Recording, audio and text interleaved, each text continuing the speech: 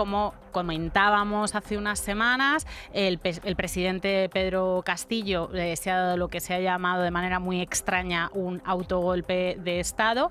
Dina Boluarte, vicepresidenta que estaba en su gobierno, ha tomado el mando y los seguidores defensores de Castillo pues, se han organizado. Hay protestas por todo el país que ya dejan un número considerable de muertos. Para acompañar pues toda esta situación tenemos directamente en Perú a Inés Santaeulalia, de Periodista del País, que está haciendo pues toda la cobertura de lo que está pasando y yo creo que nos va a poder ayudar a poner en contexto toda esta situación. Inés, ¿cómo estás? Buenas tardes. Hola, ¿qué tal? Buenas tardes. Encantada de estar con vosotras. Cariño, muchas gracias. Primero ponnos un poco en situación porque nos ha desorientado, y creo que a todo el mundo, que esto se enfoque como un autogolpe de Estado, que es una figura muy rara, cuando Pedro del Castillo no tenía ni el apoyo del Supremo, ni el apoyo del Ejército, ni el apoyo incluso de parte de su propio partido.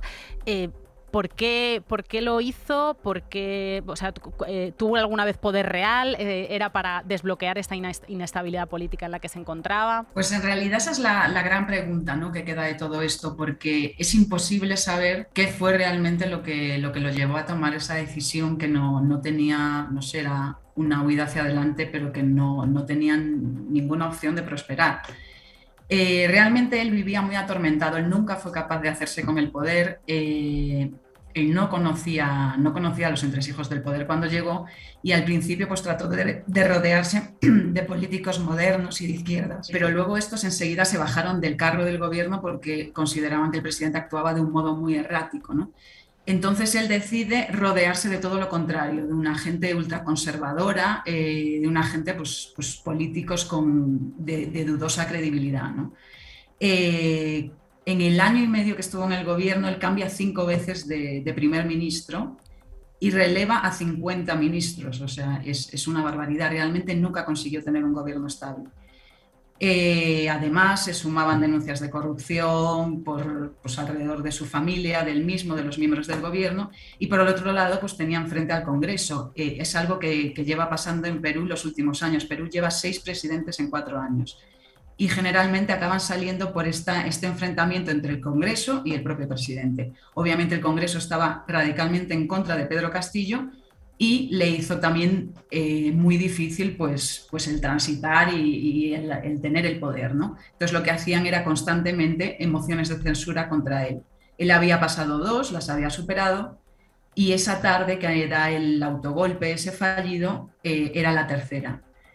La tercera moción de censura a la que debía presentarse. Seguramente le iba a pasar también, porque realmente no había una mayoría para echarlo, ¿no?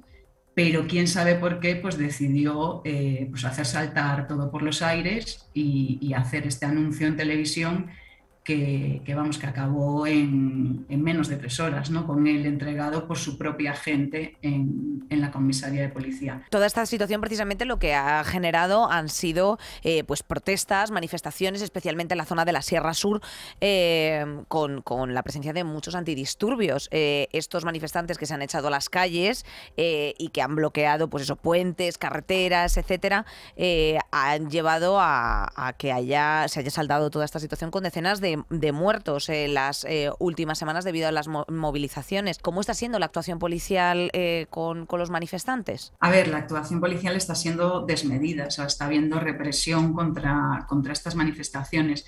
Creo que es importante decir que, a ver, Pedro Castillo en realidad no tenía un partido claro, a él lo escoge un partido como candidato. O sea, un poco como un casting, pues el líder del partido no se podía presentar por denuncias de corrupción y entonces busca este maestro rural que le parece que tiene carisma para presentarlo de candidato. Y por sorpresa para ellos mismos también, pues acaba ganando. Entonces realmente las bases de Castillo no son el partido, sino son estas poblaciones de las regiones andinas que se sienten completamente fuera de cualquier esquema del Perú real. O sea, hay 1/3 de la población que vive en Lima y lo que no pasa en Lima pues es como si no sucediera, es como si no tuviera importancia. Lima no mira a las regiones, entonces esta gente se siente, porque son regiones empobrecidas, se siente completamente aparte del Estado. Tener a Pedro Castillo como presidente para ellos era pues por primera vez una oportunidad. Y realmente Pedro Castillo lo que hizo durante el tiempo que estuvo en el gobierno fue denunciar que el Congreso le impedía gobernar. Él puso mucho de su parte, pero es verdad que también las élites políticas le estaban constantemente intentando ver cómo sacarlo de juego, ¿no?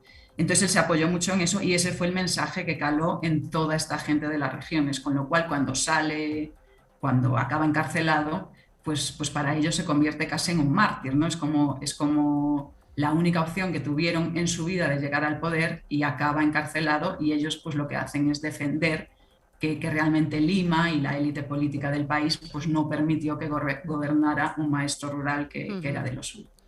La élite política del país, que entendemos que sigue totalmente impregnada por el fujimorismo, que aunque no esté gobernando de facto, sí que está en las instituciones, sí que está en el ejército y sí que está en las élites. Bueno, claro, y tienen todavía una bancada muy importante en el Congreso. En general, es fujimorismo y no, es un montón, una amalgama de partidos políticos, muchos sin historia, que eso es algo que está pasando mucho en América Latina, ¿no? Los partidos tradicionales como que se fueron dinamitando, perdieron fuerza, entonces surgen así partidos, no hay bases, no hay militancia, y realmente si alguien mantiene unas bases claras es el fujimorismo. El resto son partidos un poco pues como Perú Libre, que aparecen de pronto y buscan pues como invitados, estrellas especiales, pues y las hacen candidatos, o sea, pues los convierten en candidatos y los llevan al poder. Claro, esto genera que llegan arribistas, gente que no conoce para nada cómo funcionan las instituciones y entonces eso genera muchísimos problemas. Y las élites en Perú hay un problema muy grave pues de racismo y de centralismo, ¿no?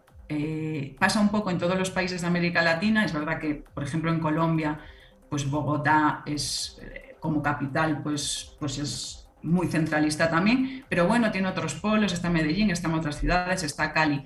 Lima, en Perú, realmente Lima concentra todo el poder y realmente estas regiones pues viven completamente marginadas. Pues muchísimas gracias, Inés, gracias por tu tiempo, por la conexión con nosotros y seguiremos pues pendientes.